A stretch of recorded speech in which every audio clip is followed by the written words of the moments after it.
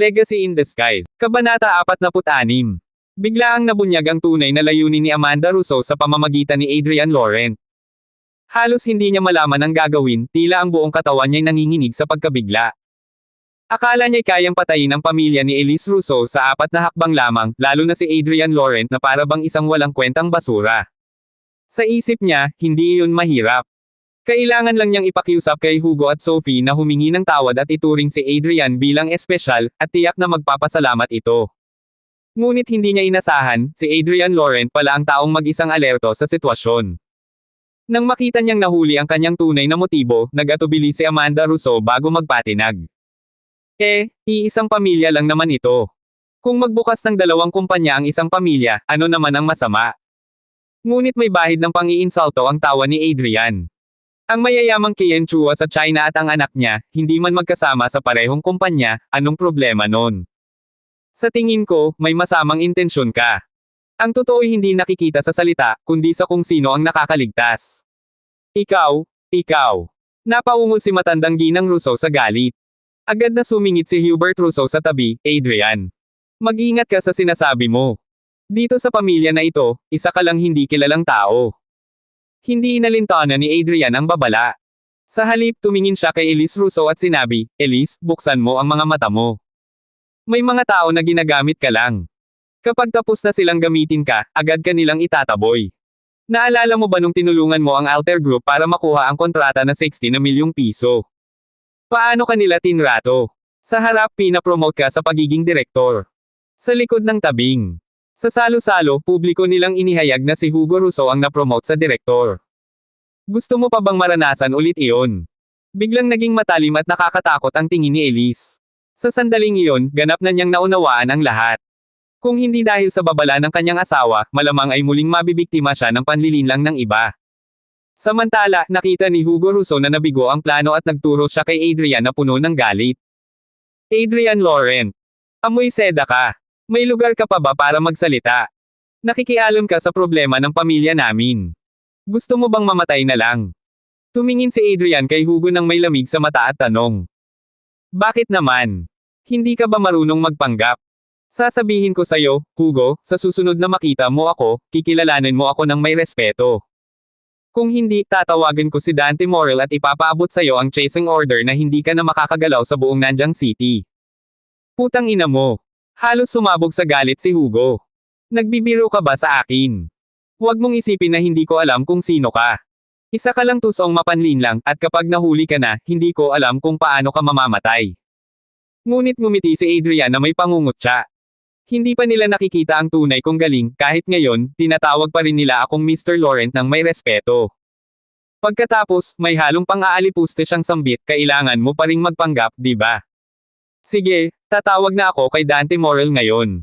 Agad niyang inilabas ang kanyang cellphone at tinawagan si Dante Morel, isinaksak sa speaker. Biglang pumuti ang mukha ni Hugo Russo. Ang pawis niya'y walang tigil sa pagbuhos. Tinawag talaga niya si Morel.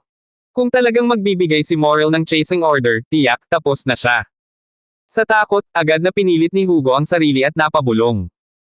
Adrian Laurent, biro lang iyon, huwag mo seryosohin, ikaw ang bayaw ko, isa tayo sa pamilya. Ngumiti si Adrian nang may malamig na pangungutya. Hindi tayo pamilya. Habang nag-uusap, tumunog ang telepono. Mr. Laurent. Magalang na tanong ni Dante Morel sa kabilang linya. Tumingin si Adrian kay Hugo na nanginginig na parang pinipig ang palay at nagsalita ng may kalmadong pangungutya. Mr. Morel, kung hihilingin ko sa'yo ang chasing order, ilan sa kanila ang kaya mong sundan? Agad na sinabi ni Dante Morel, Mr. Laurent, may mga tao ako sa lungsod ng Nanjing. Karamihan sa mga nightclub, bar, KTV, pati mga construction site, ng aking mga tao. Sabihin mo lang kung sino ang magbibigay ng utos na patayin siya, at ginagarantiya ko, hindi mo na mabilang ang dami ng mga taong hahanapin siya sa bawat kanto araw-araw, gustong kitilin ang buhay niya. Halos manginig si Hugo Russo sa takot nang marinig iyon. Bumagsak siya sa harap ni Adrian Laurent, umiiyak ng buong puso, at sama mo, Adrian Laurent, mahal kong bayaw, nagbibiro lang ako sa'yo. Pakisawalang bahala na lang, at pakakawalan mo ako, tama po ba? Tiningnan siya ni Adrian Laurent nang may lamig sa boses, bakit?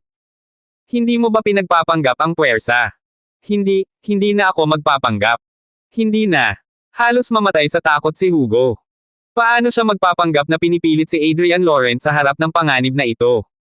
Sa lungsod ng Nanjang, kung utusan siya ni Dante Morel, buong kalsada ang maghahanap at pwedeng kitilin siya sa kahit anong sulok.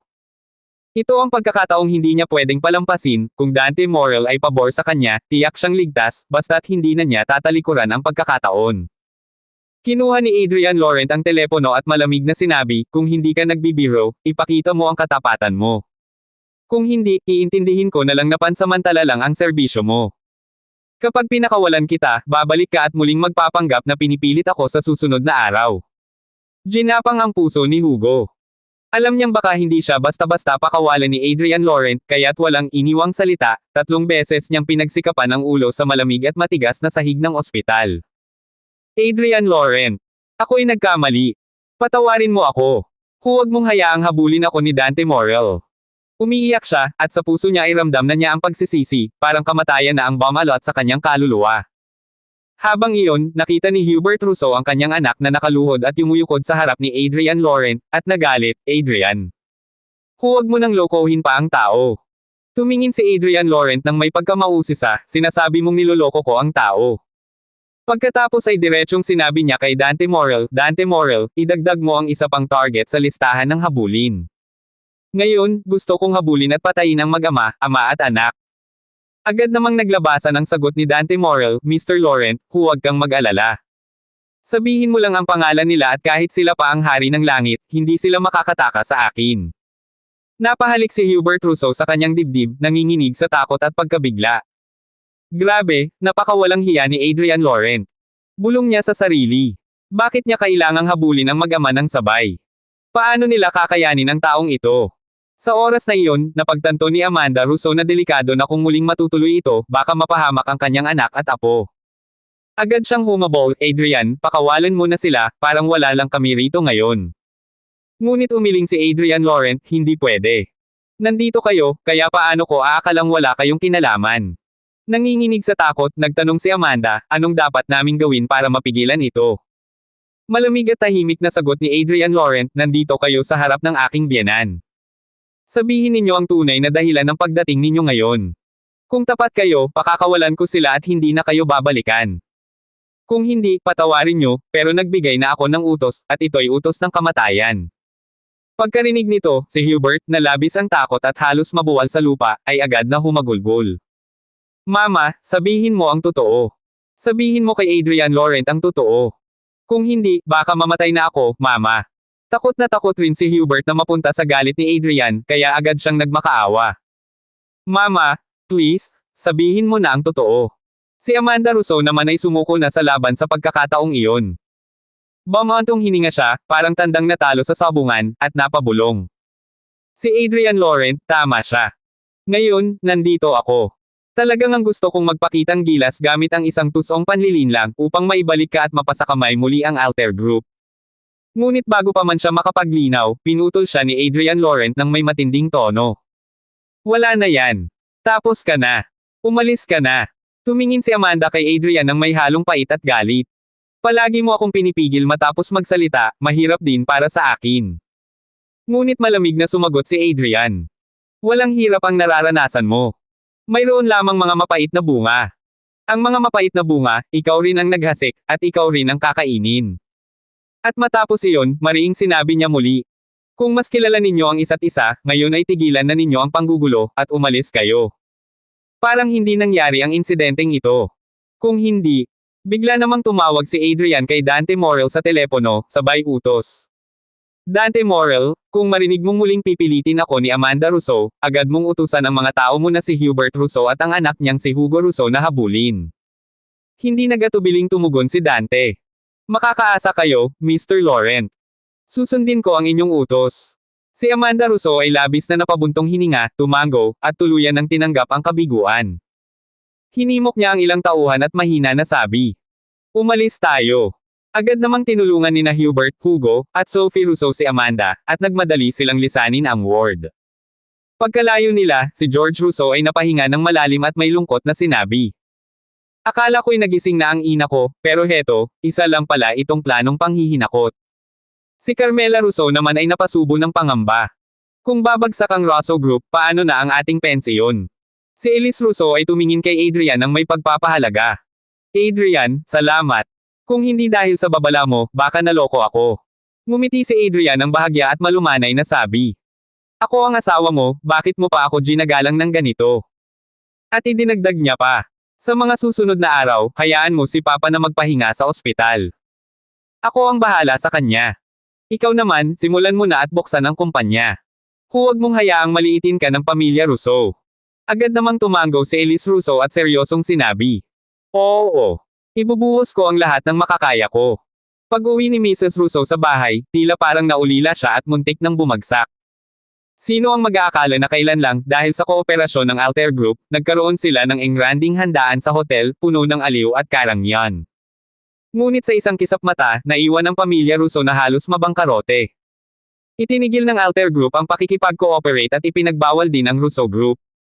Ngayon, wala na silang kooperasyon, at ubos na ang pera ng kumpanya. At sa parehong oras, humaharap ang kumpanya sa napakalaking gastusin.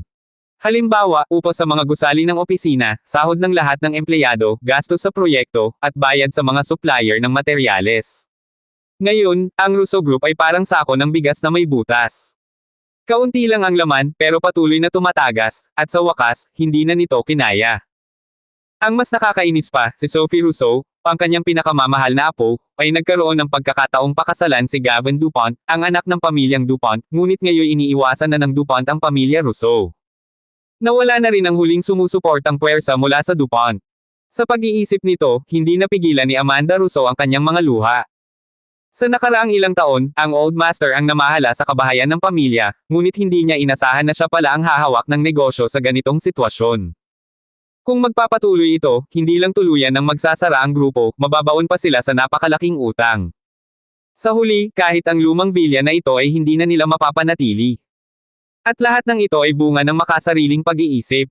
Kung hindi para sa layuning agawin ang bilya na ibinigay ng pamilyang DuPont kay Adrian Laurent, ay hindi naputol ang ugnayan nina George Russo, Elise Russo, at ng kanilang anak sa kanila. Kung hindi umalis si Elise Russo sa Russo Group, hindi siguro nagsalungat ang Altair Group sa Russo Group. Ang panganay na anak na si Hubert Russo ay halos bumagsak na rin sa bigat ng sitwasyon. Nasa alanganin ang negosyo ng pamilya, nawawala ang kaligayahan ng kanyang anak na babae, walang kinabukasan ang kanyang anak na lalaki, at paulit-ulit silang pinapahiya ni Adrian Laurent. Ngayon, nais niyang gawin ang lahat para maibalik ang dating sigla ng pamilya, ngunit wala siyang nakikitang kahit kaunting liwanag sa dilim. Si Sophie Russo ay umiiyak simula pa nang siya'y bumalik, umiiyak ng tila wasak ang puso, at labis itong nakakaapekto sa kanya. Hindi niya napigilan ang tanungin ang kanyang sarili, wala na ba talagang pag-asa para sa pamilya Russo sa hinaharap? Pumatak sa pisngi ni Amanda Russo ang dalawang linya ng malagim na luha at sumagot ng masakit, wala na talagang paraan. Kung hindi magdeklara ng bankruptcy ang kumpanya, dudurog na lamang sa atin ang mga utang na darating. Nabigla at halos mabilaukan si Hubert Russo, Mama, hindi ba pwede mong hanapin ang mga dating kaibigan natin at tingnan kung may pwede pang mamuhunan sa Russo Group para tulungan tayong makatawid sa gulo? Pamumuhunan. Mapait na ngiti ang sumirit sa mukha ni Amanda Russo. Ngayon na ipinagbawal na tayo ng Altair Group, sino ang magtatapang na magbigay ng pera sa atin? Ang mga dati nating kaibigan, isa-isa na nilang iniiwasan ako at hindi sumasagot sa tawag. Nakikita ko na, paano pa magkakaroon ng tunay na kaibigan sa mundong ito. Lahat ay pakinabang lang. Galit na sumigaw si Hugo Russo, Lola, kung sinasabi ninyo na wala ng kaibigan, puro pakinabang lang, paano naman nagkakaroon ng kaibigan si Adrian Laurent sa napakaraming makapangyarihang tao? Bakit binibigyan siya ng ganitong respeto, pinapagalang, sinasambit Laurent? Anong pakinabang ba ang naidudulot niya sa kanila? Tumugon si Amanda Russo, puno ng emosyon, huwag mong maliitin si Adrian Laurent. Huwag mong tingnan siya bilang simpleng mahirap at walang kwenta. Marunong siyang makipag-usap at magpanggap. Narinig ko na ang dahilan kung bakit magalang sa kanya ang mga mayayaman, pinapaniwala niya silang may kakayahan siyang mahulaan ang hinaharap. Lahat sila ay tanga, wala nang iba, parang mga pawang barumbadong manghuhula sa tabi ng daan. Naguluhan si Hugo, bakit kaya naniniwala sa kanya ang napakaraming makapangyarihan? Sabi ni Amanda Russo, naniniwala sila dahil hindi pa nila nakita ang totoo. Ang mga ganitong tao ay parang mga master ng nakaraan, bihasa sa panlilinlang at pagpapaniwala sa lahat. Sandali silang nabibighani, ngunit kapag nagkamalay na, laging nahuhuli. Hindi ba't pawang manlilin lang din ang mga iyon noon na sinasampal at tinatawag na mandiraya? Habang pinag-uusapan ito, naglabas si Lady Rousseau ng malamig na ekspresyon, para sa akin, may kahinaan si Adrian Laurent, hindi magtatagal. Kapag nalaman ng mga mayayamang tao na niloko sila, tiyak na hihiway nila siya at ibibigay sa mga aso. Tumangala si Hugo, puno ng pananabik, hindi na ako makapaghintay. Gusto ko nang makita si Adrian Laurent na hinihiwa at pinapakain sa aso. Tumango si Amanda, may mapait na ngiti sa labi, oo. Huwag kayong mag-alala, darating din ang araw na iyon. Habang umiiyak at nagmumura ang pamilya Rousseau kay Adrian Laurent, dahan-daang huminto sa harap ng bilya ng Rousseau ang dalawang Rolls-Royce. Agad na bumaba mula sa dalawang sasakyan ang 6 na bodyguard na nakaitim na uniforme. Isa sa kanila ang nagbukas ng pinto sa likod at lumabas ang isang lalaking nasa gitnang edad, marahil ay nasa 50 taong gulang. Nakasuot siya ng marangyang suit na tila gawa ng isang pinakamatataas na tailor mula sa Britanya, at bagamat elegante, may kaakit-akit na pagkakaayos sa kanyang anyo, para bang sinasabing, ako'y may awtoridad, ngunit kaaya-aya rin. Hawak-hawak niya ang makapal na kopya ng family tree ng Rousseau, at tanong niya sa katulong sa kanyang tabi. Ito ba ang pamilya Rousseau ng lungsod ng Nanjang? Tumango ang katulong. Ulat ko po sa Pangulo Rousseau, na kumpirma sa Civil Affairs System na ito nga ang pamilya Rousseau ng lungsod ng Nanjang. Tumango ang lalaki at tumitig sa pamilya Rousseau na parang may halong damdaming hindi makeably. Hindi ko inasahan, ganito na pala kalugmok ang pamilya Rousseau sa Nanjang. Parang mga nawawalang kamag-anak na lang sila. Agad namang nag-alok ang katulong.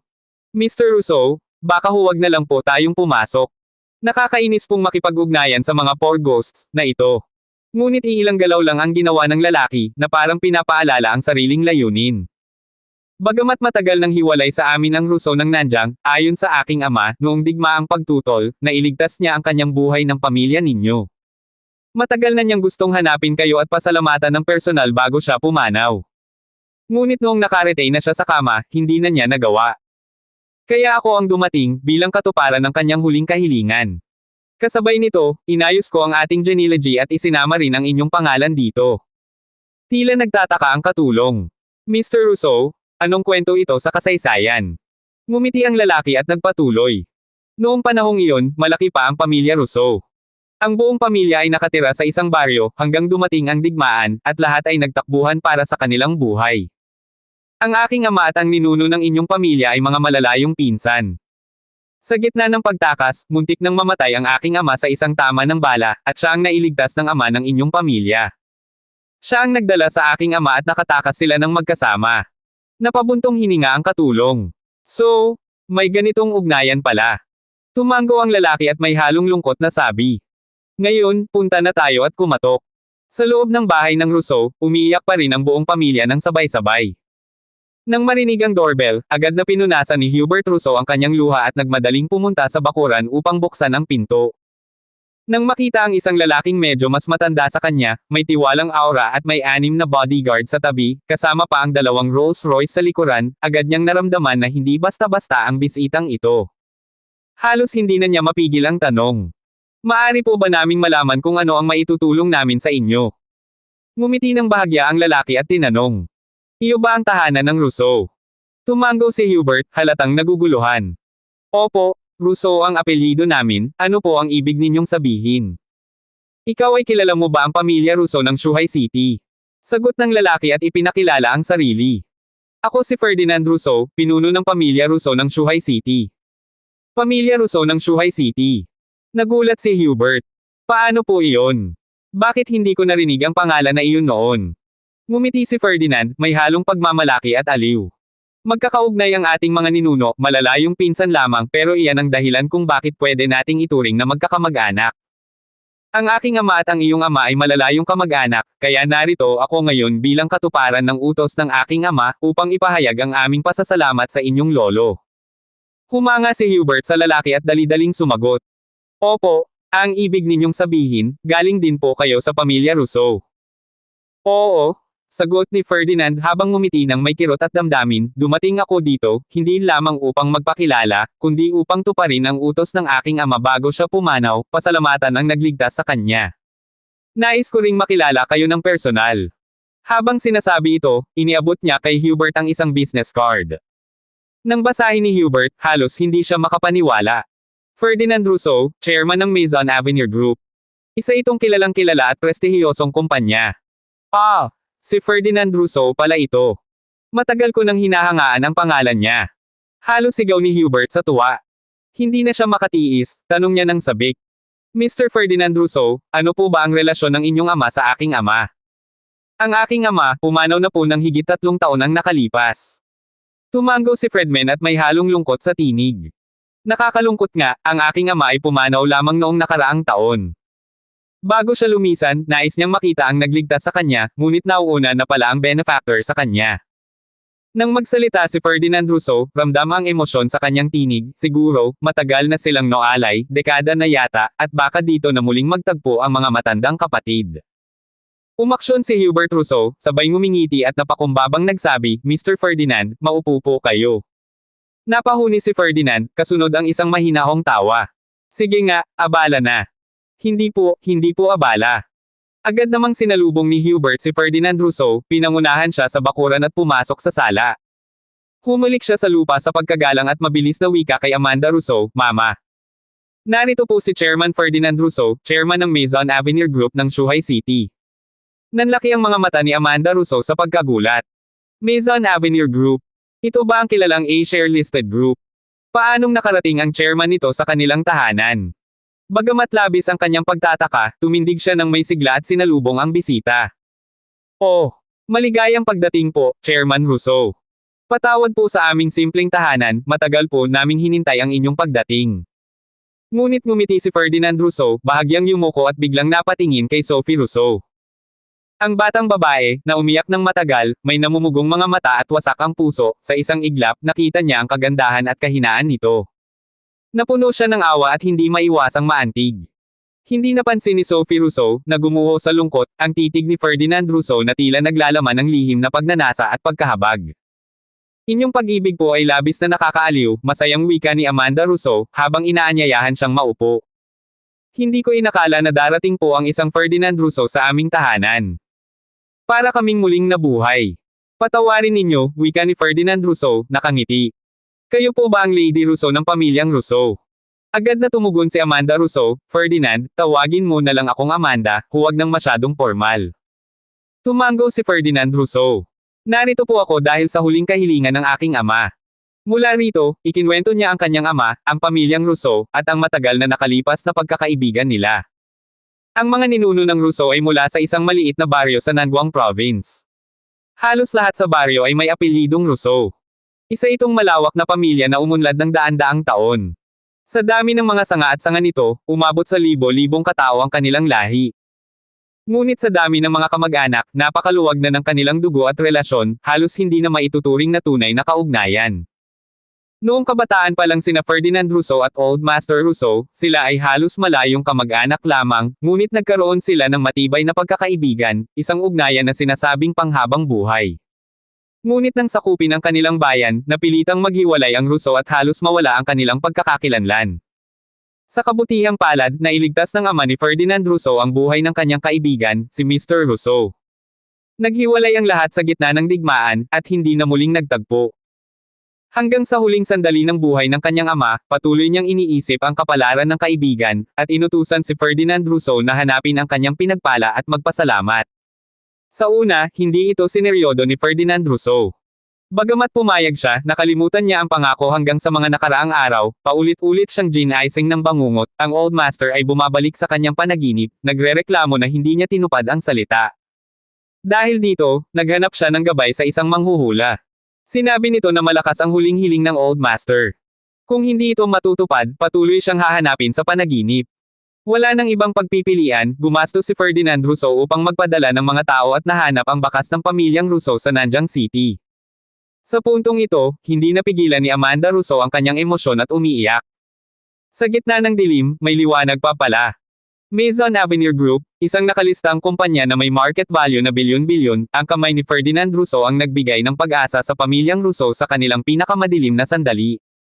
Habang iniisip iyon, hindi mapigilan ni Amanda Rousseau ang kanyang kasabikan, at sinabi kay Ferdinand Rousseau, "Oh, Ferdinand, ang tatay mo'y tunay na isang mabuting tao.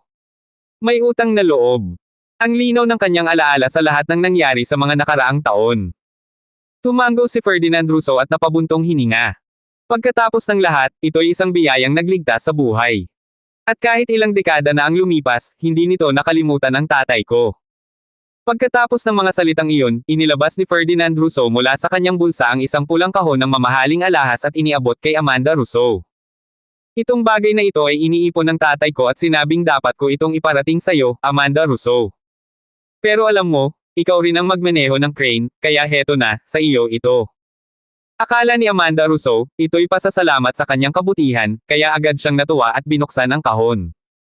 At sa kanyang pagkabigla, isang kalaw-angin at luma ng bala ang laman. Ano ba itong kabaliwan?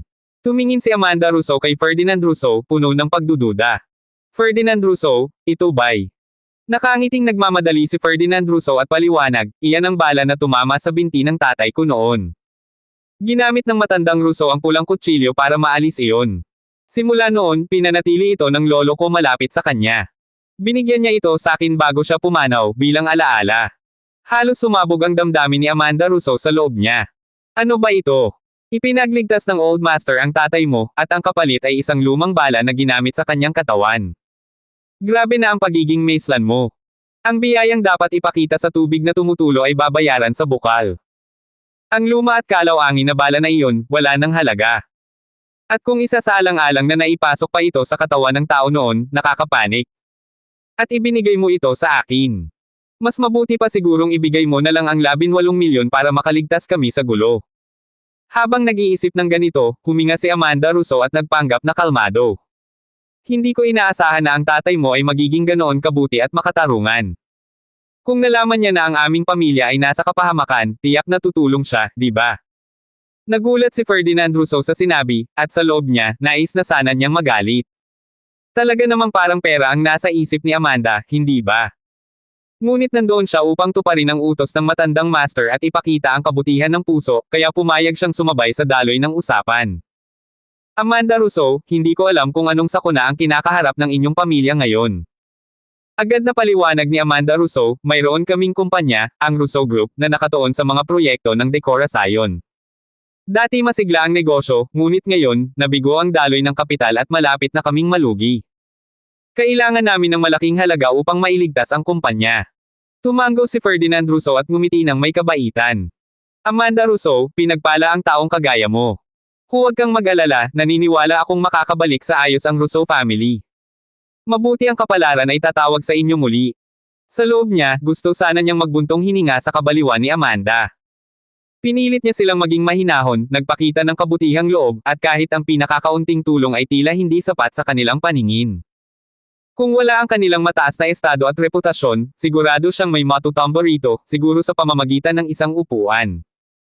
Sa sandaling iyon, hindi maiwasan ni Ferdinand Rousseau na mapatingin kay Sophie Rousseau, na halatang desperado, at ngumiti habang sinabi sa matandang si Amanda Rousseau, Lady Rousseau, hindi pa ba ninyo ipinapakilala ang iba pa ninyong kasama? Lumapit si Amanda Rousseau at masusing tiningnan si Ferdinand Rousseau. Napansin niya na tila may iniisip si Ferdinand tungkol kay Sophie Rousseau. Bigla, parang may nakita siyang tinig ng pag-asa, isang maliliit na patak ng buhay na maaaring magligtas sa kanya sa gitna ng kaguluhan. Nang maisip niya ito, dali-dali niyang ipinakilala si Hubert Rousseau at sinabi, ito ang aking panganay na anak, si Hubert Rousseau. Tumango si Ferdinand Rousseau kay Hubert Rousseau, ngunit halatang wala siyang gaanong pakialam sa batang ito. Ipinaliwanag naman ni Amanda Rousseau tungkol kay Hugo, Ferdinand Rousseau, ito ang aking apo na si Hugo Rousseau. Dali-daling lumuhad si Hugo at hinaplos ang mukha ni Ferdinand habang nagmamadaling nagsabi, magandang araw po, Mr. Ferdinand. Sana po inyong pagbigyan ako sa hinaharap. Tumango lang si Ferdinand Rousseau ng may, bago pa man ipakilala ni Amanda si Sophie, at agad na napunta ang kanyang mga mata kay Sophie Rousseau. Ngumiti si Amanda Rousseau ng may kakaibang lihim bago ipinakilala si Sophie, Ferdinand Rousseau, ito ang aking apo na babae, si Sophie Rousseau. Huminga si Ferdinand Rousseau ng malalim, ramdam ang kaibuturan ng kanyang puso. Ito ang unang pagkakataon niyang makapasok sa tahanan ng pamilya Rousseau, at nag-aalalang baka si Sophie Rousseau pala ang magiging asawa ni Hugo Rousseau, isang pagkakataong hindi niya dapat palampasin. Ngunit nang marinig niyang isa rin pala si Sophie sa pamilya Rousseau, muling nagningas ang kanyang damdamin. Bagaman hindi siya lubos na kahali-halina, maituturing si Sophie Rousseau na isang pambihirang dilag sa mataas na antas, isang babaeng may kinang at karisma.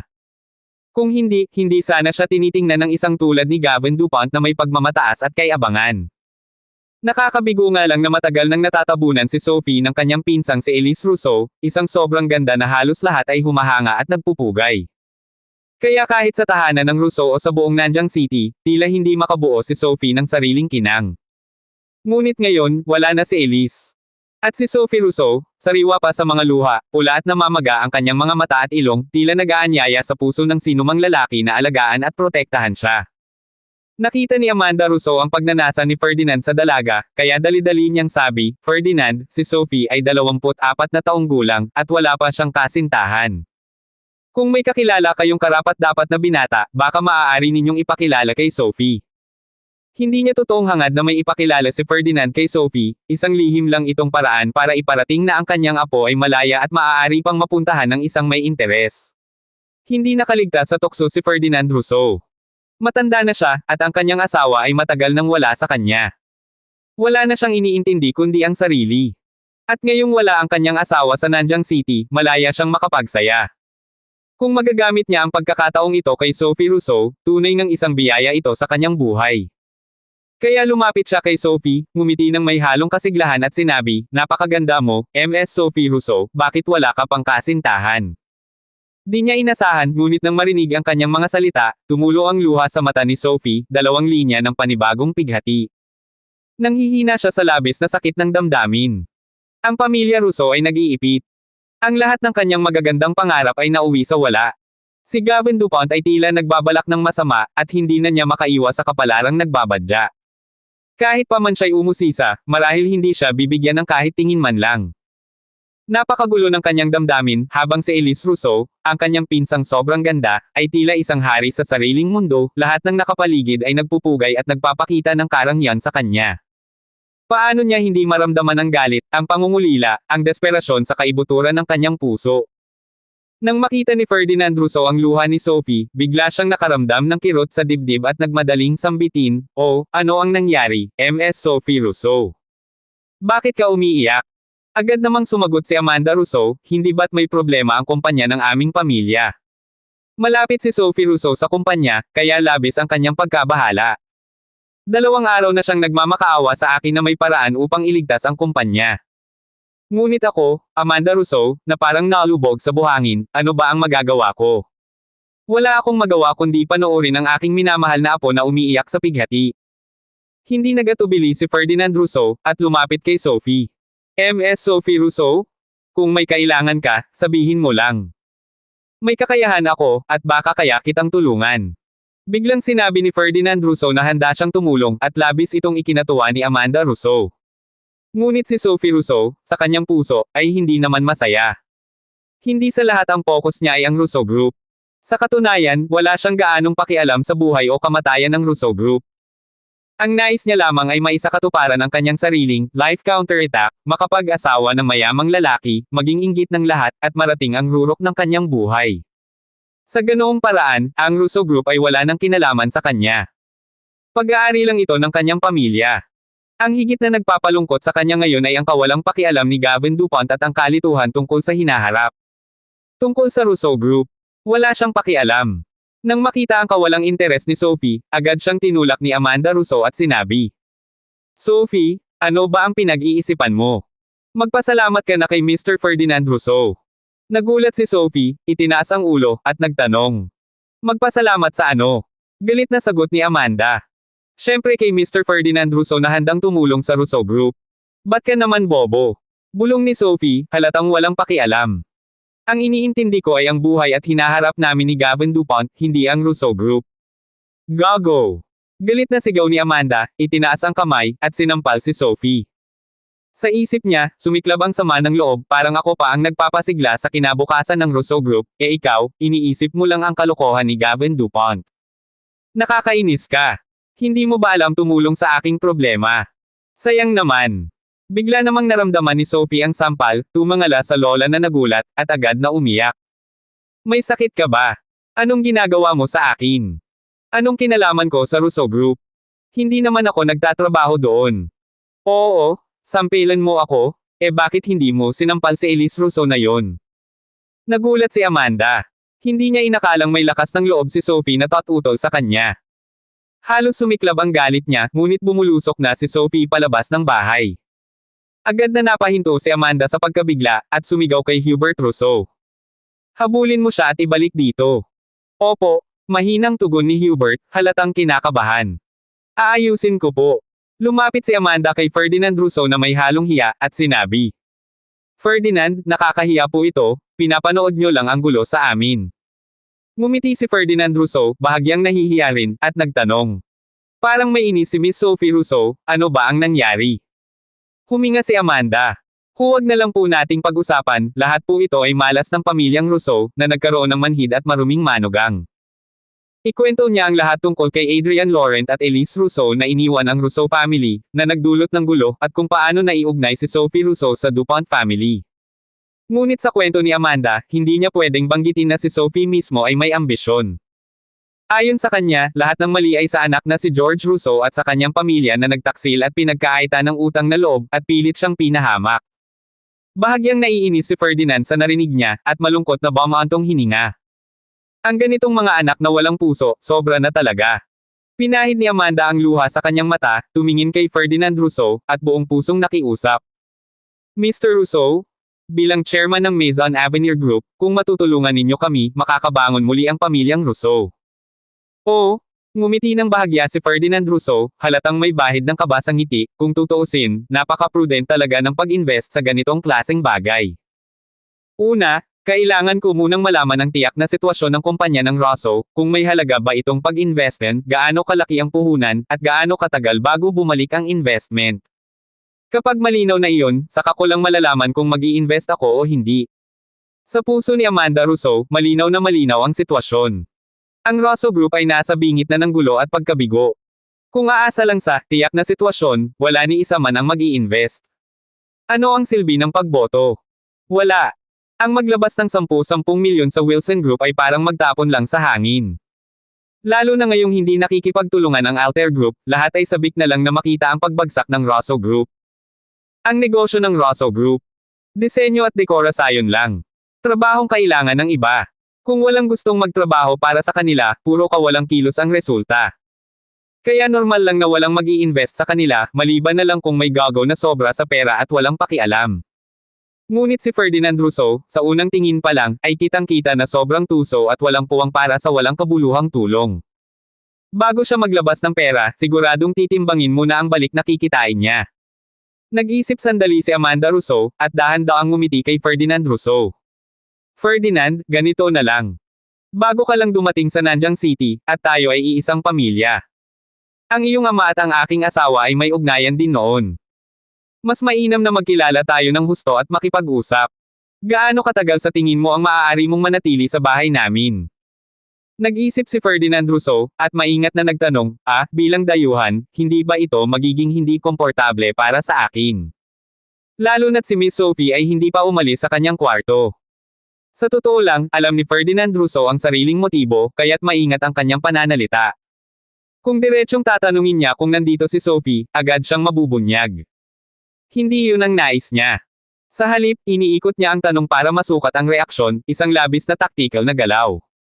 Kung sasabihin ni Amanda Rousseau na, huwag kang mag-alala, kung wala si Sophie, walang epekto, ibig sabihin, maingat na pagtanggi lang iyon. Ngunit kung sasabihin niya, huwag kang mag-alala, pamilyang natin sila at hindi makakaapekto kay Sophie, maliwanag, nandito si Sophie at pumapayag siya. Alam ng matandang Amanda Rousseau ang intensyon ni Ferdinand Rousseau. Ngunit para sa kanya, may mas malaking plano siya, nais niyang mapalapit si Sophie kay Ferdinand Rousseau. Kung magtatagumpay iyon, mas mataas ang tsansa na mag-i-invest si Ferdinand Rousseau sa Wilson Group. Pagkatapos ng lahat, si Ferdinand Rousseau ay chairman ng isang listed group. Kung mag-i-invest siya, hindi lang pera ang makukuha, kundi pati isang makapangyarihang suporta. Ang Wilson Group, sa tulong nito, ay muling babangon at makakamit ang dati nitong kaluwalhatian. Ngumiti si Amanda Rousseau ng bahagya, at sinabing, huwag kang mag-alala, Ferdinand Rousseau. Napaka-sensible ni Sophie. Sigurado akong masaya rin siyang makasama ka dito. At kahit medyo luma ang bahay namin, ito ay isang single-family villa. Kung mananatili ka dito, walang makakaalam na dayuhan ka. Agad na huminga ng maluwag si Ferdinand Rousseau, tumango, at sabi, salamat. Sa mga susunod na araw, may ilang bagay akong kailangang ayusin dito sa Nanjing City. Samantala, mas makikilala pa kita, at saka ko pag-iisipan ang pag-invest. Magaling. Ngumiti si Amanda Rousseau, sabik. Iuutos ko na linisin ang guest room. Habang nag-uusap, lumapit siya at bumaba ang boses. Ferdinand, sa totoo lang, ang guest room ay katapat mismo ng kwarto ni Sophie. Kung may kailangan ka, hanapin mo lang siya. Biglang sumiklab ang kilig at pinanibik sa puso ni Ferdinand Rousseau. Ito na ang pagkakataon.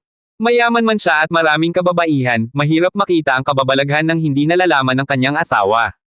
Ngunit dito, sa bahay ng Rousseau, kung mapapalapit niya si Sophie, wala nang makakaalam. Sa mata ng Amanda Rousseau, siya ay pamilya lamang, naglilingkod sa alaala ng kanyang ama. Walang duda, walang bantay. Ito ay pagkakataon na parang perpektong iligal na laro, isang napakadelikadong halik sa apoy.